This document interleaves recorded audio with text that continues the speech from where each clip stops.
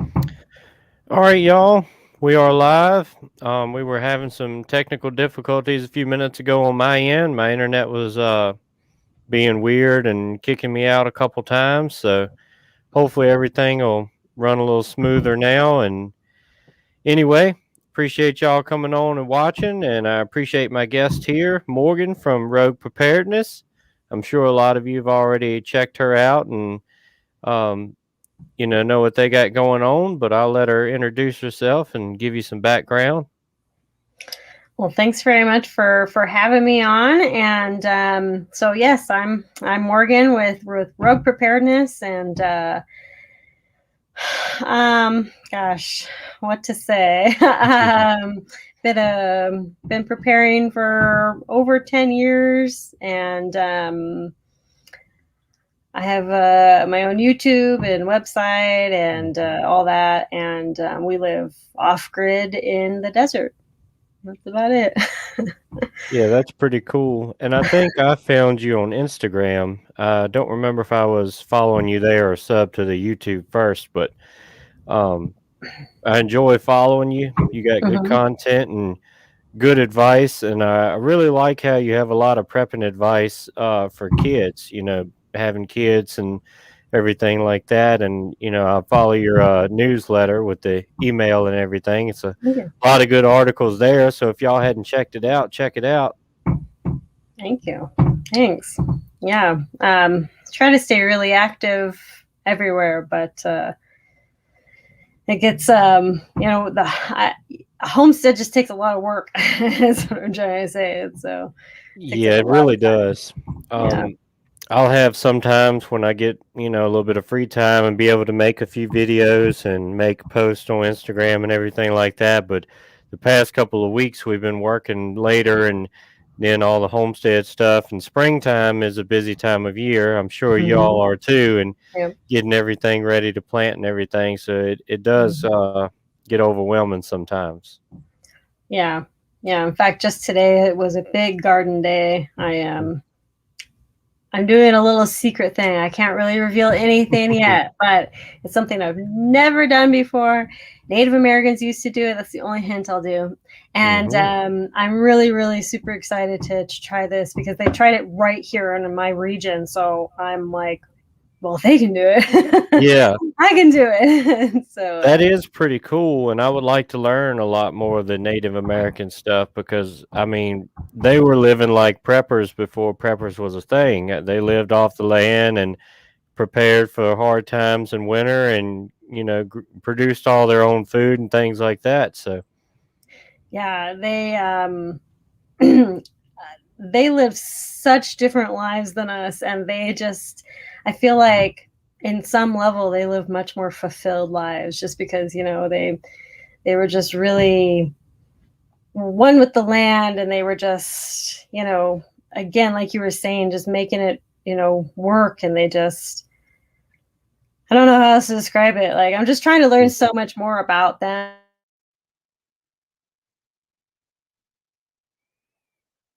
They didn't live here with solar panels. They didn't live here, with any of this stuff that we had. And so, but the question here from LG Homestead is, my page name is Rogue Preparedness. Mhm. I don't know how to change my name. Every time I come on here, I always say I'm going to put Morgan Rogue Preparedness, and I always forget. Yeah, I think you have to go back in the green room to change it now. I'm not very tech savvy, but yeah. So you've got YouTube and Instagram and a newsletter, right? Yeah, if you just search Rogue Preparedness, I come up almost Mhm. anywhere. I'm actually trying to downsize some social media, though. It's just, I just can't do it. Like, Mhm. I can't do Twitter anymore. I can't do. I just won't even sign up for most like TikTok or anything like that, and I can't do it. Yeah. Yeah, Yep, I I feel you there. I can't actually comment on the. I can see the comments from YouTube. Maybe I can just go there. I thought you could comment too, but yeah. I'll go actually type it. Anyway, so yeah. And in the description of this live stream and the video I made earlier announcing you coming on, I dropped a link to the YouTube channel for you. Okay. And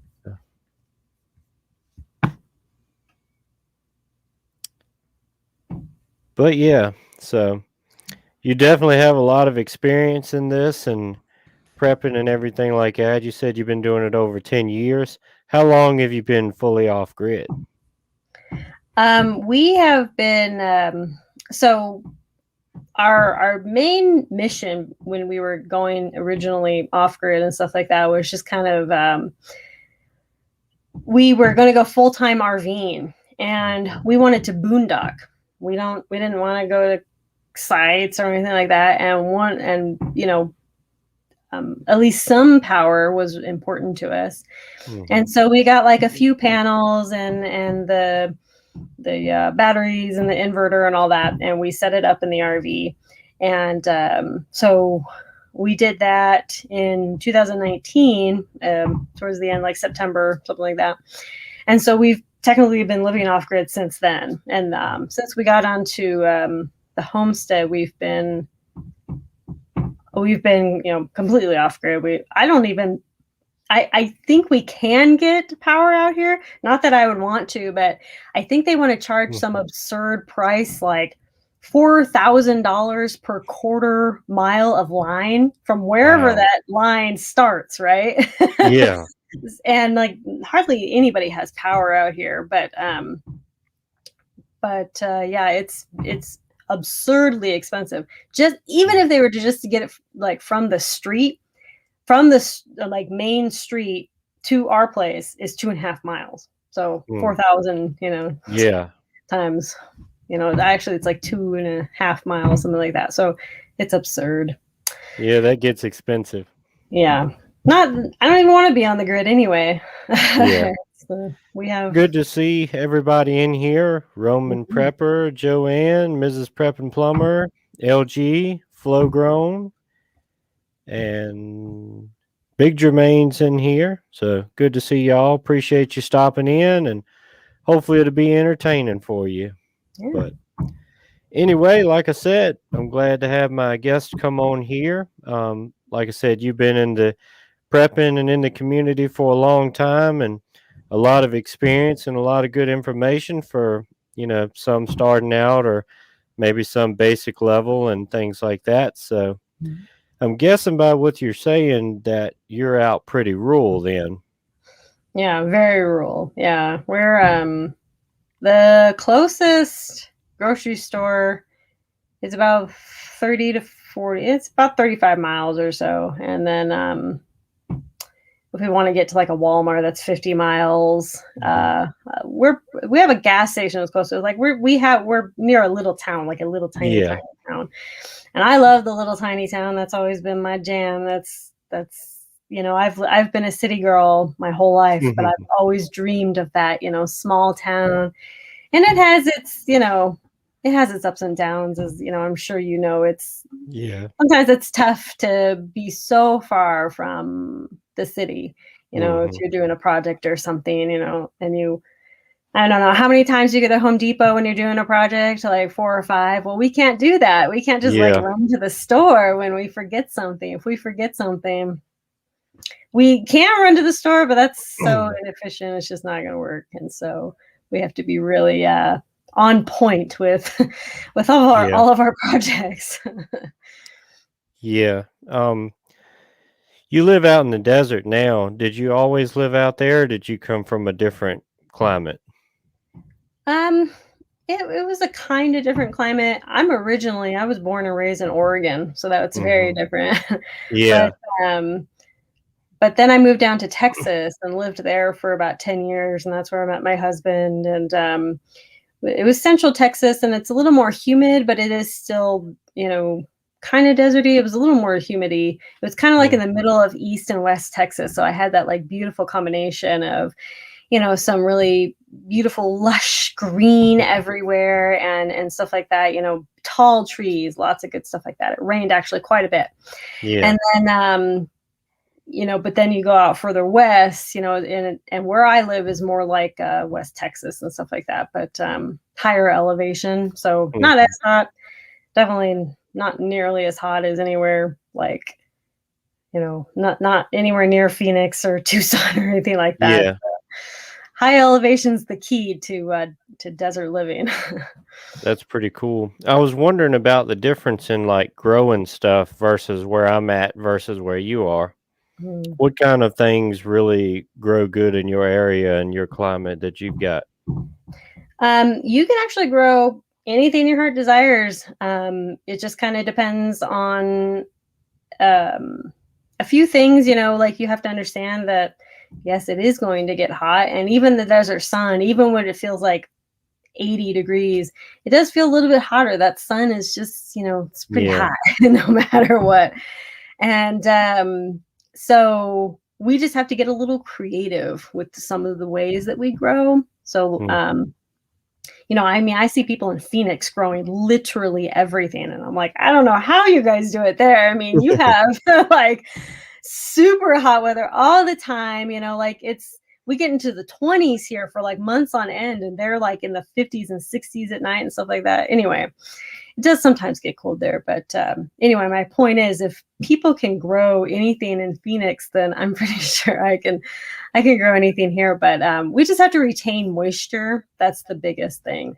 We have to find ways to retain that moisture because it is so hot. And here in the higher elevation, it's so windy just all the time. And so, the dirt dries out, very, very quick. And so we just have to learn how to retain that moisture either through mulch or straw. I'm using straw right now, which just a huge, huge, huge difference. It's you'd be amazed. Yeah. And then in the summer, like some plants may be more sensitive. So you either don't want to plant certain things during the summer times, or you just use like a shade cloth and just get a little bit of shade over it and they should be okay. Yeah, I think I need to get a shade cloth now for my greenhouse because it's starting to be like this, past couple weeks has been upper 60s or in the 70s. So it's, I got some fans running in there, but it's still getting pretty warm in there, up around 100 or so. So that's probably what I'll do, kind of knock the sun off a little bit, but it won't be too much longer before I can plant in the actual garden. So that'll be cool. I'm looking forward to that. What's your zone? 7A. Okay. I'm 8A, so you're not too far behind. Yeah, that's pretty cool. Yeah. But yeah, I was wondering, about being in the desert and stuff, because I know some places, I've never been there, but what you read and see on TV and whatever, but that the desert gets really hot during the day, but that night the temperature drops a lot. It doesn't stay very constant. Is that how it is in your area, or? Yeah, it definitely can be. In the summer, it can still stay in the 70s, but there's something about the desert, and my theory is I think it's because it's so flat that even if it's 70 degrees at night, which most people will be like, shoot, no big deal, right? I'll just sleep in my underwear, I'll be fine. But it feels way colder than it actually is. And so even one of my friends came down from New York, and it's pretty cold up there, right? And he said that it was like middle of summer, and it was supposed to be like 71 degrees or something at night, and he was going to sleep out in a tent or whatever. And he's like, whatever, I'll just get a light blanket. And he was like, I was so cold, like I it's like 70 degrees and I'm freezing. It's just something about the desert, and but it definitely does get a lot colder. Like I said, even if it feels like 70, it has that fluctuating, coldness for sure. Yeah, that's pretty cool. So what do y'all usually do for watering your plants and everything? I know you said you put down straw and mulch to kind of retain as much, but y'all don't get a lot of rain out there, do you? So we do get more rain here than lower elevations would, but yeah, we still don't get like a ton. And last year was like a pretty heavy drought. Even for the desert, it was pretty heavy drought. And so we right now, we actually don't have a well, and so we haul all our own water. And so retaining that moisture is even more important, because I don't want to water Yeah. more than I have to, like I hate hauling water. It's just a pain. I don't even go that far. It's like a mile to go get the water, but it doesn't matter, like it's still a pain. And so it's time out of us. It's just, it's just a pain. So we would really like a well one day, but it's very, very, very expensive here. I And bet so.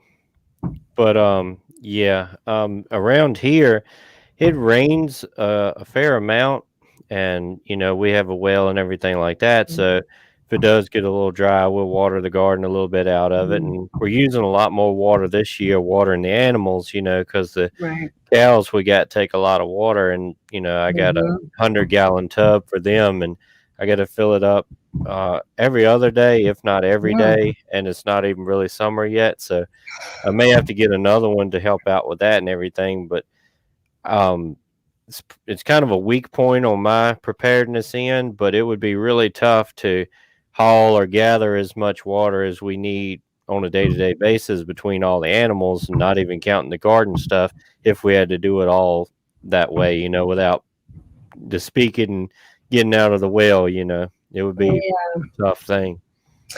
Yeah. I hear you. And I want to add like more animals and stuff like that. And just with this garden, it's actually been a huge eye opener. Like, I don't, we've used way more water than I was thinking we were going to use. And even with the water retention, whatever, planting, starting seeds, it's a lot. And but yeah, I was thinking, I want cows and all this, and now I'm thinking, I don't know, maybe I should just stick with like chickens and goats and like little mini pigs, things like that, things that don't want to consume as much water or food, rather, for that matter, because I can't like irrigate like a whole bunch of crops and things to feed those animals, which is what I want to do. But maybe one day, but who knows. And to answer asymmetrical, which by the way, hello AP, good to see you. How deep would you have to go for a well? So it really, really, really depends on where you are. For here, we have to get anywhere from I think they were saying they would like to get to 400 to 450 feet, 400 to 450 feet. But it's anywhere from 350 to 450 where we are. In some places, like we know a lady who lives closer to the mountains, and she has a depth of like 80 feet. And I'm like, oh my gosh, I wish I had a depth of 80 feet. That's amazing. Yeah. And then I hear some other people like in north are like, yeah, I just go down like 10 or 20 feet and I hit water. I'm like, But our aquifers are strong. They're just pretty deep. Yeah. And my area, I'm not sure. The house we got already had the well done, when we got here. And so far, we hadn't had any problems with it. So I'm not exactly sure how deep it is, but it works pretty good. So yeah. If it ain't broke, don't fix it. Right. Unless it dries up, then. Yeah. Hopefully that doesn't happen. It doesn't sound like in your area you seem to get a lot of a lot of rain, so it seems like it would be pretty much filled all the time. Well, a few years ago, sometimes it would get really dry and everything, but the last like 2 years, it's just been pretty much record breaking. I mean, it's just really wet. Last year did break records, I'm pretty sure. This year, we've had a wet beginning. We've had a couple of weeks of dry weather, but it's been, crazy. And working and logging like I do in the woods, it kind of, it's sometimes you can work, sometimes you can't, and it definitely makes it a pain spinning and digging in mud and stuff like that. So yeah.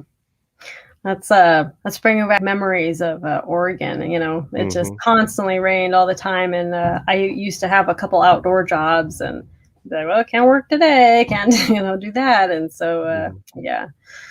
it's a blessing and a curse, I guess. Mhm. But I do see. I don't know if you mind me answering questions Oh, from the chat. no, go ahead. Okay, sorry. LG Homestead had said, what natural disasters you have to prepare for in Oklahoma. Of course, it's tornadoes. Yeah. So the majority of ours is fire. So we actually, since I've been here, there's been 2 fires on pretty nearby hills. One was literally behind our house. And it was pretty scary. Like all of us neighbors were texting each other and Mhm. calling, like, "You see this? You see this? You're gonna evacuate? What's going on? You're gonna, And like we were all. I really appreciated the community in this moment because we were all like watching this and being communicative with each other, and it was just really, really nice. And Mhm. so, yeah, but it was definitely really scary. And I posted pictures of it, but I posted a picture of one of the most crazy things I've ever seen of the mountain just lit up in embers at night. And Wow. the entire mountain was just embers. And I'm like, how is this thing still not like on fire? Like, look at all those Yeah. embers. That was terrifying, but we were ready to go. This is exactly why I always say, have your bug out bags and Yeah. have your car ready, have that gas tank filled up. It doesn't matter where you live or what happens, you really never know. So Yeah, you never know because nothing ever happens until it does, yeah, exactly. and then you're either prepared or you're not. Right, We exactly. usually don't have a lot of fires around here, but I remember probably close to 10 years ago, we were cutting at a track that's probably 20 miles away from where we live at, and it was a big, um, wildfire that started there, and it kept moving and moving and jumping highways and things like that, and Mhm. then it got probably within, like, a mile of where we were cutting, because we were listening to it on the news and stuff, and it's like, we had if it jumps this road, we need to go start moving equipment, but Yeah. luckily, they got it out before it got that far, but that was probably close to 10 years ago when we Mm. did have a dry spell for a while, but the last couple of years, it's been so rainy here, we really hadn't had that problem. Right. That's a good problem not to have for sure. I Yeah. mean, wildfires, they literally have a mind of their own and they burn so fast and so quick and they Mhm. just, yeah, like you're saying, they jump. Yeah. They jump places. So yeah, it was and it's been so dry here and that was what was really scary. But yeah. Yeah. Mm. I don't know, Flow Grown. How far do you gotta go? I wouldn't imagine it would be too far. I feel like Florida would be pretty close to the surface, but I don't know. Florida, right? Yeah, Florida. Lost my Um, shit at Bolo 5 years ago from what? Yeah, that really sucks, asymmetrical. mm, It it seems like fire is one of the, less prepped for disasters, that can happen because most of the time you see videos talking about this and that. It's not a lot that talk about, wildfires and things because I guess it's not really much you can do to prep for it other than just, be ready to go, ready to bug out type of deal because this is not something you can fight too well.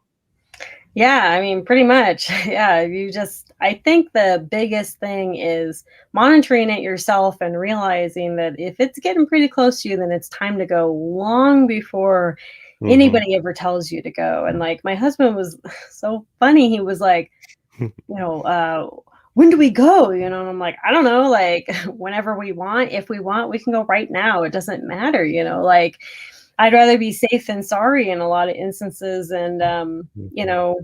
um, I've heard countless stories of people who were like, oh, like they somehow got misinformation. There was this one couple in particular, the last Oregon fire last year, and they got misinformation where I guess the fire, I mean, that fire was really, really bad, and they were kind of like in the middle of it. And so they had their car packed and they were ready to go. And then all of a sudden they heard from somewhere that firefighters had it under control. So they like unpacked the car and got back in their house.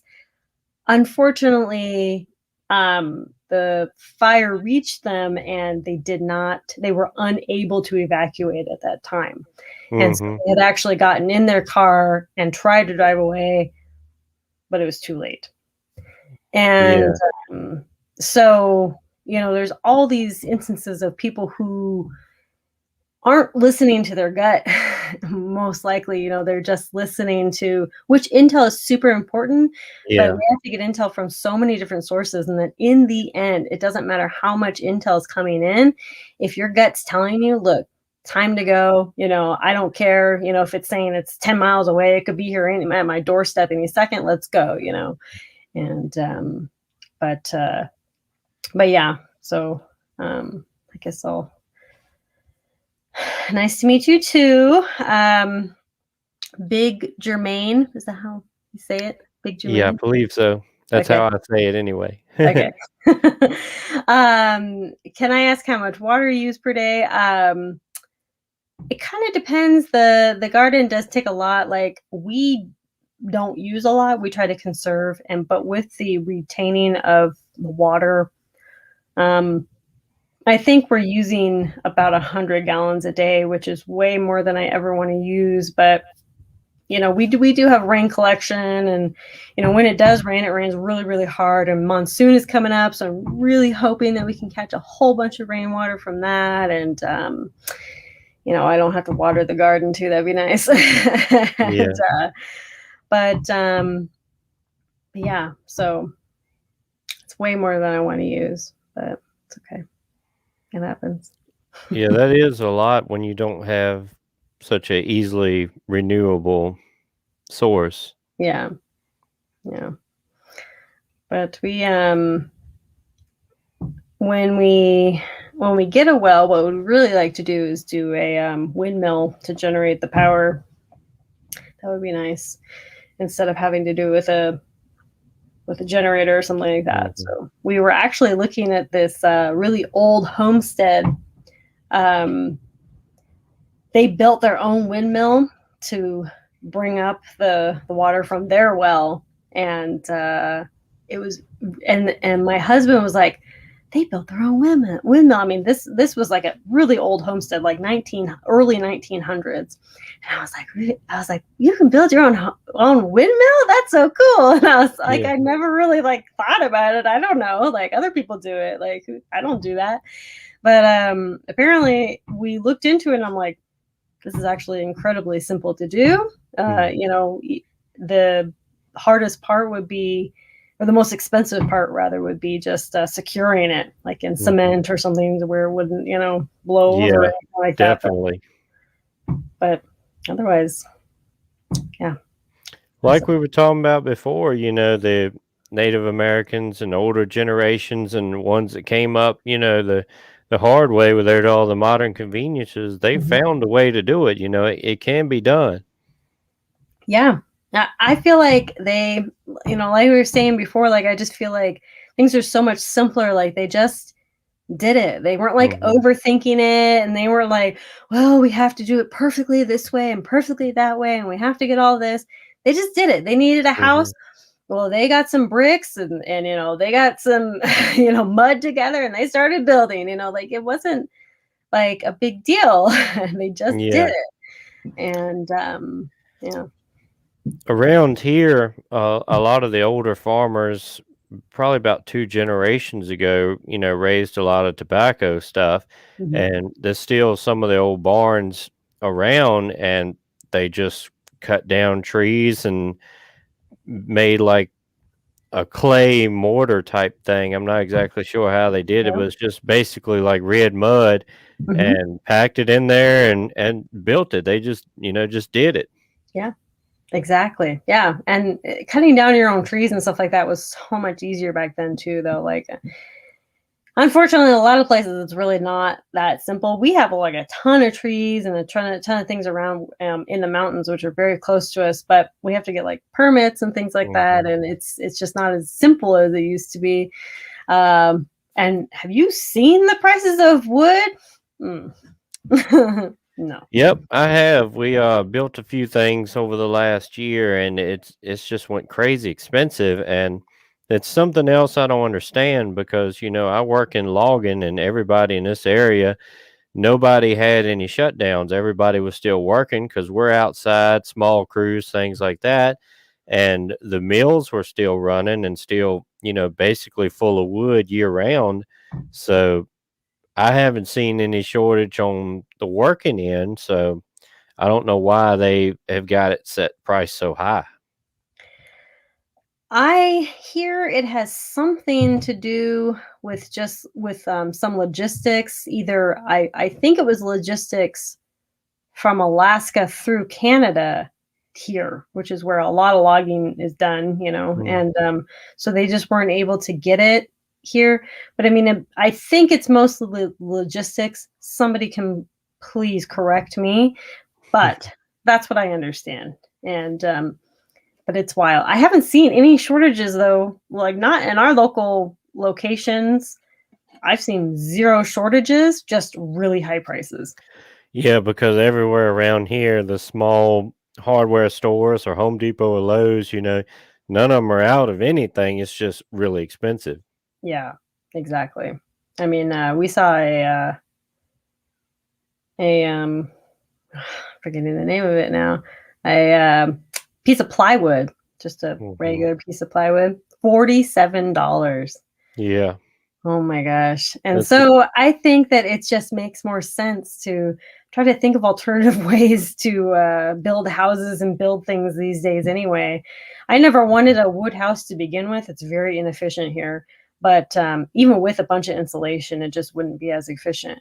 But, I mean, just a cinder block house would be cheaper. So, yeah. yeah. And cooler. Do you need permission to cut down your own trees on your own? Yeah, it just kind of depends where you are. Like if you have a if you have national forest might require permits. If Hmm. it's just like public land that's just like maybe BLM or like just public land, you may not need to.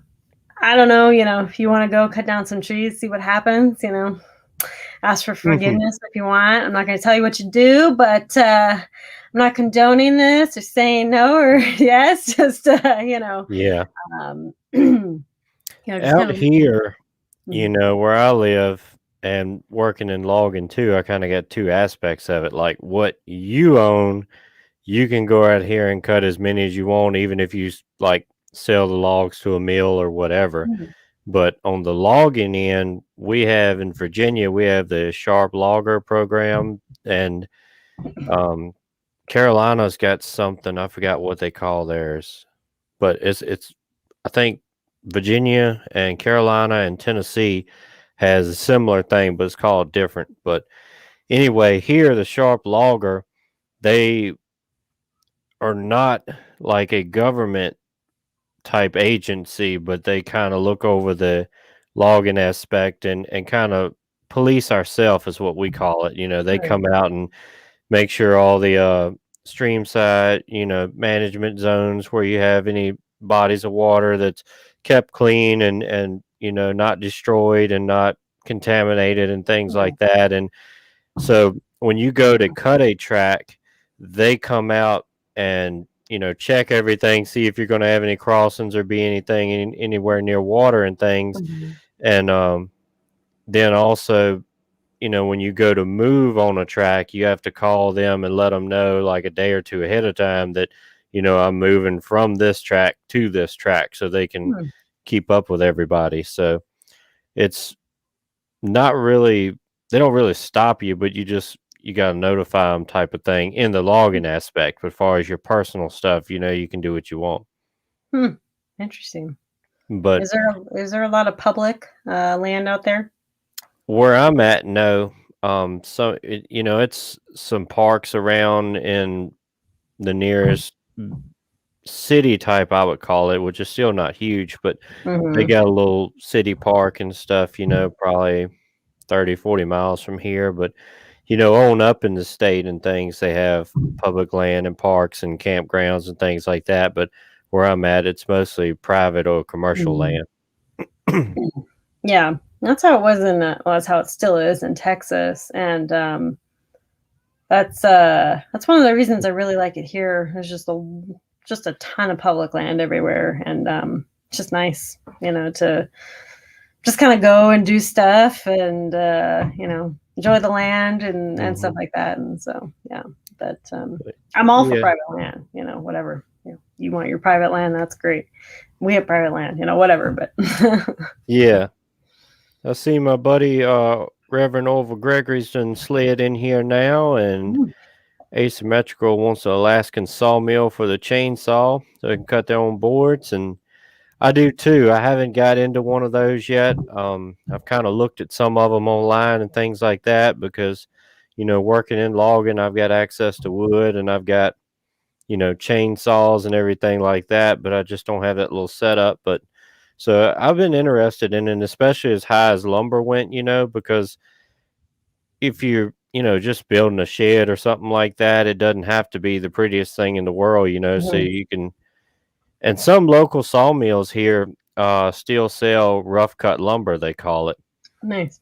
I hadn't bought any, but a buddy of mine, he does a lot of livestock hauling and Mhm. working with the Amish and stuff. There's a lot of Mhm. Amish in our area, and Mhm. they've got a sawmill, and he said they're selling rough cut lumber. He was going to go over and get some, but I hadn't did that yet. But I need to look into that. I think that would be great. I mean, rough cut. I think it would be great for many many projects. I think, but Yeah, yeah, having your own sawmill though, that is where it's at. yeah. And Joanne, on that, Um, like I said, around here it's a lot of private land, but we used to cut for a company that owned a lot of their own woodland, and of course, everything they cut they would replant back because it's, they were a paper mill. It was West Vaco, if you ever heard of them, but we cut a lot for them, and they owned a lot of the land. And around here, most of the time the private individuals will plant it back, and unless they're going to clear it off and build a house or um, make farmland out of it or something like that. We've cut a few tracks that did that, but the majority of them, especially if it was hardwood on the track and older things like that, they would cut it off and spray it to kill all the underbrush and then plant it back in pines, because it's a ton of pines in this area. Because when they plant them back, most of the time you can do a first thinning somewhere around 15 years if it grows really good, or 20 if it grows really slow. So Mhm. somewhere in that window, you can be able to cut something and get some of your money back. And as you do that, when you thin them, then the ones that are left grow bigger and stronger. So the next time you come back and second thin them at about 25 years or so, then you got a lot of bigger trees, which makes, better logs and bring more money. And then you clear cut it again in 30, 35 years and start over again. It's a renewable thing that a lot of people that don't really understand logging thinks everybody just comes in, cut all the trees and leaves it bare. But at least in these states, like I said, with the logging programs, most of it's replanted back. And like if you're individual and you have a tract of timber that gets cut, in Virginia anyway, the government will help you to plant it back. They'll give you some money on it, on planting it back to, renew everything again. So it's pretty cool how they work like that. And good to see you in here, Zombie Farmer. That's awesome that the state encourages that. Mm-hmm. The replanting and all that. When I was a girl in Oregon, we'd always be going out to the forest and planting trees and stuff like that. Especially the logging areas and things like that. I remember it so clearly. But it's nice that. I hope that people still do that. I don't know, Mm-hmm. but I'm not a little girl anymore. But I don't think they. There's not a ton of logging here anyway. But I don't know. Like I've always been curious. Like, can I just go into the forest and just like plant some trees? Yeah. But Yeah, I'm not sure on that, but they being out here living in Virginia, it's it's really kind of weird because it's almost like Virginia is two states. You get the heavy populated bigger cities and they're more liberal leaning and things like that, and then you got the hardcore rural areas, and it is a lot of even the government around here, the small like county type stuff that are really you know conservative and got their mhm. head on straight. It's a lot of agriculture. Pretty much in my area, everybody's either a logger, a farmer, or work in mechanicing or some type of deal like that, and or work for one of the biggest companies in our small area. They used to have a lot of like foundries and stuff like that, and then they all kind of moved out to the bigger cities. But it was a guy about 3 generations ago. So his great grandpa, no, his grandpa started the company, and it's a oil company, and they sell diesel fuel, gas, propane. Their real big deal is propane, but they still sell the off-road fuel and bring it to the woods. So whatever track we move to, they bring the fuel out and fill our tanks and equipment and Mm, stuff like that. So that's where a lot of the jobs are in my local area. So nice. that's pretty cool too. It sounds like there's a ton of jobs, which is great. Hmm. Yeah, it's awesome. Yeah, let's see. I did want to answer. Asymmetrical said something about rabbits way up here. Hmm. He asked about rabbits because I was talking about smaller game animals and things like that instead of cows, I guess. But I really want cows. I was actually thinking of little mini cows. They still produce milk and actually quite a bit of milk. They probably don't drink as much. Hmm. Anyway, the rabbits. I really want rabbits. I've heard good and bad things about rabbits. I've heard a lot of random facts and things that one person says and another person says is wrong. And I don't know. I want to start with like dual purpose. Like we've had meat chickens, but that's not Hmm. really like sustainable to me. Meat chickens Yeah. because I can't. I just have to keep buying them. You can't. Apparently, you can't breed your own specifically meat chickens. Like you can, but I guess like the meat chickens that you like buy from a hatchery or whatever, they're like, don't breed these chickens. And chocolate rabbits. Yes, chocolate rabbits are best. I agree with that. Um, If you can raise chocolate rabbits, I will buy some. I'm gonna start with milk chickens first, and then I'm gonna go to the chocolate rabbits. So yeah. Yeah. And so yeah, I want rabbits. I've actually toyed with the idea a lot, but I hear that like some rabbits can't handle the heat, and some rabbits are apparently extremely high maintenance, and I don't know.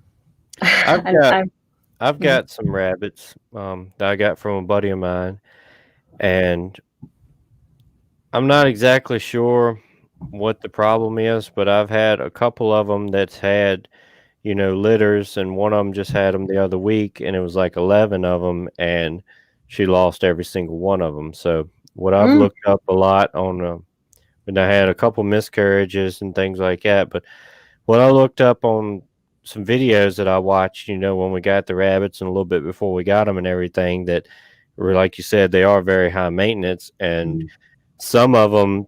depending on their ages, just doesn't make good mamas. So you have to try like 2 to 3 litters before you find out, if she's going to be good or bad. And then if it doesn't work out, then you got to, get rid of that one and try for another one. So I'm still learning the rabbit aspect, and they drink a lot of water, in my opinion. Really? Mm-hmm. Don't To like be, I think mine are. I think they're New Zealand crossed with like the Flemish giant. I think so. They're pretty that. good sized rabbits, but they like to eat and they like water pretty good. Yeah. I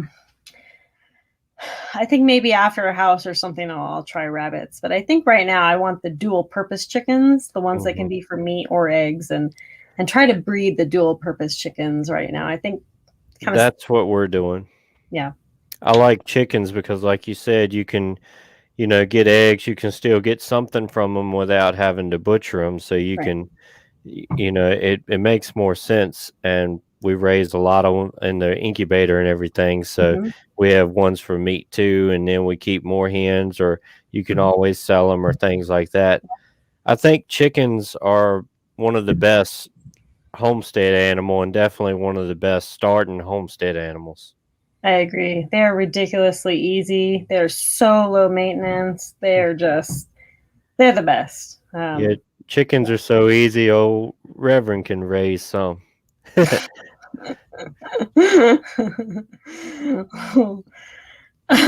Yeah, literally anyone can raise them. So easy. But yeah, it was pretty funny. He came over one time. I think it was one of my girls' birthday parties, and he brought his little boy, and he was, all carried away with the chickens, and we had baby ones at the time. So when they left, I give them one to get started with. So. Nice. Nice. I like that. That's cool. See, there was one question. Joanne says, just stalked your Instagram page, and what's your favorite boomstick? It would have to be, running the 6-shooter homestead. I think got to talk a little bit about that, right? Yeah. But by the way, why is your name called 6-shooter? Now I'm interviewing you. Yeah. It's not as cool of a story as you might think. Back when I was a teenager, like 16, 17, getting my own vehicle and license and everything like that, I was always into like Western revolvers and stuff, and I got a couple of those, toy ones, and attached them to the front grill of the truck. And then it's actually my now brother-in-law is the one that gave me the nickname, and it just kind of stuck. So when I decided to do YouTube and stuff, I just went with 6-shooter. So not a very epic story, but there you go. It works. It works. I like it. But my favorite boomstick is my AR that I built. So it's my favorite. I also have the SIG MPX. That's my new favorite. I love it. That's cool. Is that like a what do they call it? Like a PCC, pistol caliber carbine? Yeah. Yep. Yep. I thought so. Yeah, it's 9. It's don't call it a pistol though, because then Yeah. But yes, technically, yeah. That's cool. But yeah, asymmetrical. Good to see you in here, and appreciate you stopping in. I'm looking forward to the garden videos. I really like watching his garden videos. He's, like last year, he pretty much had his whole yard was growing something. Yeah, he's always out there. He's always doing the things. Yep. That's what you got to do. Yeah. Recently, like last week, I think it was last Wednesday, I finally got a tractor. So that's definitely helpful. Lucky. We really want a tractor, but yeah, that's awesome. But it's a smaller one. It's a 1200 Ford, 1980 something model, 4-wheel drive. I really wanted a loader on it, but it didn't have one, so maybe I can find one or build one or something. It's got the hydraulic attachments for it because it come with a snow blade. So I got a snow blade, a like road blade, and a plow and a disc and a rotary tiller and a hay spike, which the tractor is not really big enough to use the hay spike, but it came with it, so that's cool too. So, That's awesome. Hey, you'll be able to do lots of things with that. I'm sure there's front loaders somewhere. mm-hmm. Somebody's got to have them. Yeah. But Some yeah, old one? working the garden and everything, that's definitely a lot faster and a lot easier than doing it all by the tiller like we was doing. Oh yeah, for sure. Yeah. If I had a tractor with a tiller on it, I probably would have tilled the garden instead of done a no-till garden. But yeah, it's but man, the possibilities are endless with Mm-hmm. with a sorry, it's really windy and I thought I was hearing something out there. Okay, sorry. The possibilities end just with the tractor. We wanted to make a earth sheltered home, but Mm-hmm.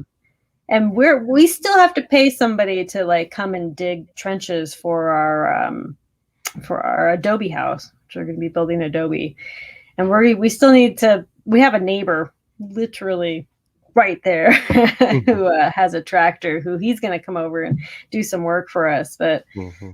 sure would be nice if we didn't have to. But yeah, one day. Yeah. Usually in the beginning of the season or whatever, my father-in-law's got tractors and everything. I'd bring his up with a tiller and, bust the land up and everything, and then just work it with the tiller after that. But it's nice having a tractor again because I did have one before that was my parents'. It was an old Ferguson model, and it was um, not to be mean or anything, but dinosaur technology to me. But it was Right. one of those really old, 4-cylinder gas with the points and carburetors and all those things. And if you didn't have everything perfect, it wouldn't run. So Right. I finally, gave up on that. But this is a 2-cylinder diesel, Mm. and I really like diesel tractors over gas, a lot better, even if it's, not as much horsepower. But most of the time, diesels are easier maintenance, and that and Mhm. working and logging with that type of equipment, I'm used to diesel stuff anyway. But the diesel fuel is easier to store than Yep. gas. It's got a longer shelf life, and Mhm. you Mhm. can make biodiesel at home, which I Right. also want to learn how to do for, long term sustainability and things. But I hadn't Right. got into that yet. But yeah, it's a lot more beneficial having diesel, I believe. Yeah, I totally agree. We really want to get a diesel Jeep. Hmm. Just well, we like Jeep, and then we just really want it to be in diesel for all those reasons you mentioned. And every time we look at a piece of equipment, we're just like, can it come in diesel? And Yeah. just trying to think, like you, I'm sure, just Mm. thinking more long term. I don't want to store like like if you're going to get a generator, you could maybe try to get. I really want a diesel generator like Mhm. so bad. They're a little more expensive than just regular gas generators, but that would be amazing. Um, Yeah, right now we just have a gas generator too. Hopefully one day I can step up to diesel too. mhm, yep, yeah, be nice. We have the dual where it can run on propane too. Propane's really easy to store, Yeah. way better than gas, but yeah, but I don't know. I've never done a test, the gas versus the propane, like which one is more efficient or runs longer or whatever. But it's nice to have the option, to do Yeah. either. Yeah. The question, that's a Matthews bow and nice long bow too. Is, is this referring to Instagram? I'm not sure. You have to clarify on that. Yeah. I don't have a Matthews bow and I don't have a long bow, so I think I have the Recurve and a Bowtech bow, but yeah. I've got a crossbow, but I hadn't really done a lot with it, just for extra option and everything. But Mm-hmm. uh, Reverend here, he does a lot of crossbow hunting every year. Nice. Yeah, I'm not a huge fan of crossbows. I I've been doing archery for so long, and I don't know. It's not even that it's like really difficult for me, because they have the thing that can the assist. I can't remember what it's called exactly. Anyway, they have like the assist that can help you or whatever. But I don't know. I've just never been a fan of the crossbows. I'm probably an archery snob. Let me just say it right there. Yeah. Glad you were in here, Roman Prepper. You have a good night, and we'll catch you later. But I've never really got into the actual archery stuff, so I would like to learn how to shoot a bow the right way, and you like a recurve bow for the long term Mhm. versus a compound, right? Yeah, and even the crossbow will have malfunctions, and a Mhm. crossbow is even more. It's not difficult, but it's on the same par as a compound as far as any type of maintenance goes. Like, Yeah. you need to do some type of maintenance, you need that special machine for it. I mean, you just do. There's like Mhm. really no way you can do it without it. People say they can and they can try, but you're probably not doing it right, and you're probably hurting your limbs and a whole bunch of other things. So, you really need those proper machines. But yeah, like a longbow or a recurve Mhm. or anything like that. Yeah, that's definitely more long term for sure. And plus, super easy to make the arrows yourself for recurve or longbow or something like that. Or even just make your own bow, make Yeah, some recurve or something. So that's pretty you cool. So can make what's the difference between a recurve and a longbow?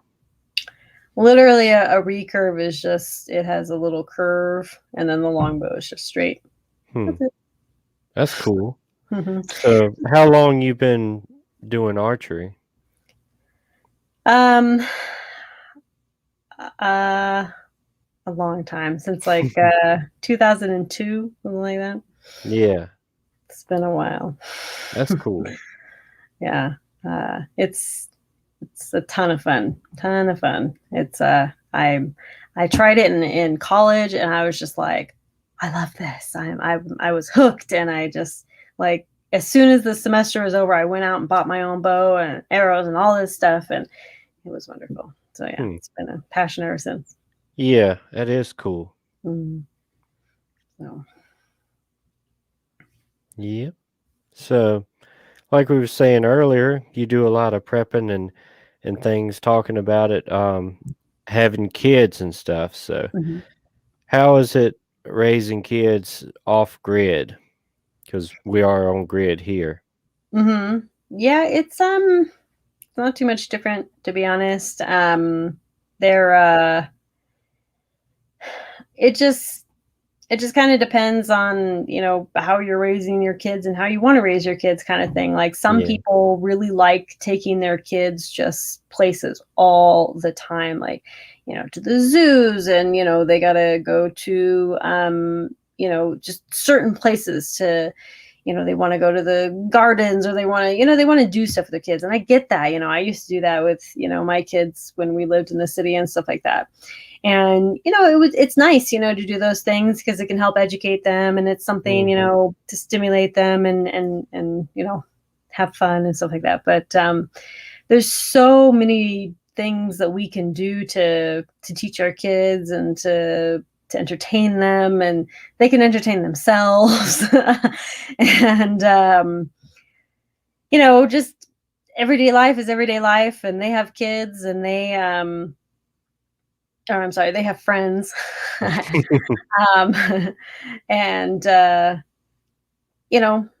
rural life is definitely different, but it's, they're still so young that it's not like it wasn't such a drastic change. But of course, my oldest, sometimes she's like, oh, I want to go to the zoo. I want to go do that. And we'll do we'll do fun activities. Like we'll go to the pumpkin patches, or like Yeah. if there's any, stuff going on in town, we'll go do that. There are actually quite a few activities going on and stuff like that. But there's also like things that are just too far. They're like Mhm. I really want to get my child into like ballet or karate or stuff like that. And the closest place for that kind of stuff is an hour and a half away. It's just really, really far. And Yeah. maybe for like once a week, like everything packed into one day or something. But like she was in swim lessons when we lived in the city and stuff like that, and she just loved it. And it is a little bit of a change for sure. But Mhm. there's definitely things I wanted to learn or things like that. But just gotta do what you gotta do, I guess. Yeah. But So you do homeschooling out there too, don't you? yeah, right now we're doing homeschooling. My oldest is almost kindergarten. She'll be 5 in July.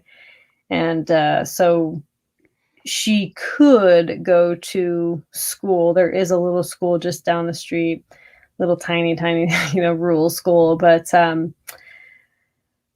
I still don't know if I want them to even go to school. Like we've been teaching them this Mhm. whole time, and I don't know.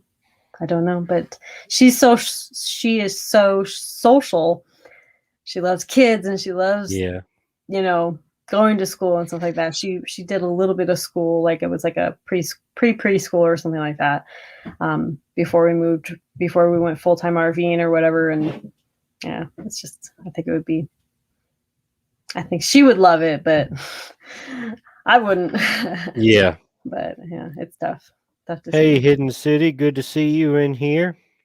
But yeah, um, so far, we have our kids. They're small in kindergarten and down, so we Mhm. do have them in school. So Mhm. far, things are not too crazy. I know some schools are pushing outrageous stuff, and it gets to that point, then we'll figure out something different. But so far, that's what we're going with. And like I said, being out here and, as rural as I am, most of the people are, you know, pretty normal. You don't have to worry about too much crazy stuff. So Mhm. hopefully it'll continue to be that way.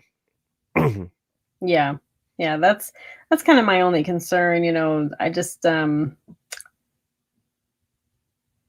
I'm more concerned about the system in general than I Mhm. am, about my kids or whatever. But I'm concerned about my kids, but you get what I'm saying. Like Oh, yeah, definitely. I'm and I'm still just not even sure that this is gonna be right, but we'll check it out.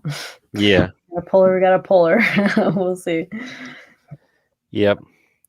All right, Joanne. Appreciate you being in here, and you have a good night, Mhm. and we'll catch you later. Let's see. Flo Grown says there is no arrow shortage. That's right. Hmm. And you can retrieve your arrows if you can find them. Yeah. But That's like Daryl on The Walking Dead. He's only had like 2 arrows for the entire show. he must be going back to those zombies and retrieving them, which I thought was a bad idea, but what do I know? But yeah, that's pretty funny. Do you watch The Walking Dead much, or? I did in the beginning. It was I loved it in the beginning, those first like few seasons. And then I think it was like season 4 or 5. And I totally lost interest. I couldn't take it anymore. And Mhm. um, it it got weird. And I was just, yeah. Is it still on? Yeah, it's Oh my gosh. this coming year is the final season. Hmm. Rick's been off the show for a couple years now. They're going to be doing movies and things like that, and they're wrapping the show up. But Oh, wow. I um, didn't know Rick was gone. yep, Is Daryl still there? yep, he's still there, and Carol's still there, and they're kind of leading the show. And um, Negan's on there. I don't know if you know anything about him since you stopped at about season 4. I think he came in about season 6. He was the big villain and everything, but he ended up Mm. Rick defeated him, and they kept him in jail for a while, and now he's kind of out and helping around in the community and stuff. But Mm. uh, he's pretty cool, I think. Um, he had the bat and barbed wire named Lucille. Oh, that's one of my favorite actors of all time, and I Yeah, always forget his name. Jeffrey But I Dean love. Morgan. Uh-huh. Jeffrey Dean Morgan. There you go. Jeffrey Dean Morgan. Yes, he's one of my favorites. He's in like everything, but he's great. I There had to you make go. me one too. I've been wanting to make one. I've just seen the memes with him in it. Just like that's cool. I want that. Yeah. So if the zombie apocalypse kicks off, I'm ready. Yeah. But um. yeah, they last year with everything lockdowns and everything, they didn't get a lot of filming done, so they kind of cut Mhm. the season short, and then they added like 5, I think, bonus episodes that just aired the past few weeks. But the one that just aired this past Sunday, now not yesterday, but the Sunday before, because yesterday was the premiere of Fear again. So Mm, that was a Negan backstory episode, so that was pretty interesting. nice. Nice. Cool. Yeah, and there's the Fear the Walking Dead, which I've never seen a single episode of that. I don't know what's going on with that. It's apparently a That spin-off, I guess. Yeah, that was a spinoff, but it was not a very good show. When it kicked off, it was from the perspective of the very beginning of the outbreak in the major cities, and um, I forgot what season, maybe 4 or 5, that they just one by one killed off all of the original characters, and then Morgan, that was on the regular Walking Dead, he moved over to Fear, and he's kind of carrying the show right now. But it's not nowhere near as good as the original Walking Dead, so Hmm. I wonder, like, was there a need for this other show? Like, it's kind of interesting. I don't think so. I think that The Walking Dead was just making so much money they wanted to make another one. Yeah, But right. I am excited for the Rick movies. I think they'll be pretty good. Movies. I had not heard of any movies. Oh yeah, they're supposed to be doing a trilogy. It's supposed to be 3 movies. Nice. Well, that'd be cool. Yeah. As long as Carl's gonna be in it. No, Carl's dead. Spoiler alert. Dang it, I did not know Yep. that. What season did that happen? That was during the Negan War. I think that was season 7. Season 7 or season 8. Something like that. Okay. It might have been 8, but I know Rick left in season 9, so Okay.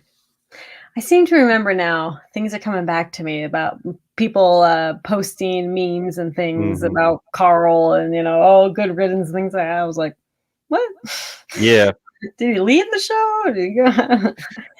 So, but they still have the baby on there, Judith, which she's pretty grown up now, and she's mhm. actually a pretty cool character at the moment. Nice. Baby. That's cool. Yep. So I usually ask people, what are some of your prepping goals for this year? Um, Really, my main prepping goal this year, well, I guess I have two, is to just tend to the garden and make sure that that's make any tweaks that need to be made, all those kinds of things. It's a lot of work, but I want to try to make any adjustments I can this year, so Mhm. that I can, just make them and be prepared for next year and that kind of thing. Um, see what's gonna grow, how's it gonna grow, you know, what critters are getting in or Yeah. whatever I gotta do. And then the next one is building our house. That's a really, really big one for us. We don't want to live in the RV anymore. um, full-timing and driving the RV all the time is completely different than being stationary and living in an RV. And we're outside all the time. We have all these projects and that's kind of things, but it's still it's rough. It's rough sometimes. And so we just want to get that house built, and with so that's a goal this year. At least get started. Mm-hmm. Yeah. That's cool. Mm-hmm. Pretty much our focus. Yeah. But Reverend's looking for a house too, trying to get some more room and things like that. He's a newlywed. They got married last year.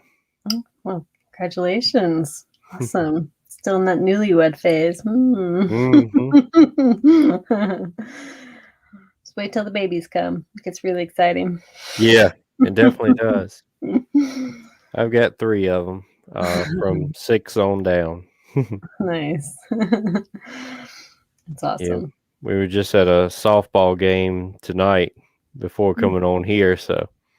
Nice. Which one? I assume the oldest play softball. Actually, the oldest in the middle, they're on the same team this year. So Nice. this will be the last year. The oldest will move up next year if she keeps playing, but so they're kind of on together, so that's pretty cool and Nice. everything like that. That's very cool. Nice. Yeah. Well, I guess we can go ahead and wind it up and let you get back to your night. I appreciate you coming on here and everything. You got any parting words for us?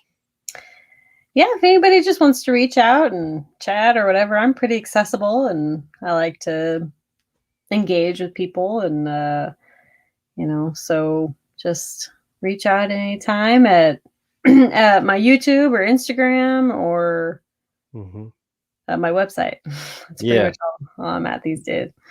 And follow the newsletter. That's some pretty good stuff in there. Thank you. Thank you very much. And yes, thank you everyone for watching, and thank you for having me on, and appreciate it. Oh yeah, anytime. So appreciate you being on here, and appreciate everybody watching. And LG said that they subscribe to you, so thank you. We appreciate that. So all right, y'all, stay prepped up, prayed up, and strapped up. See ya.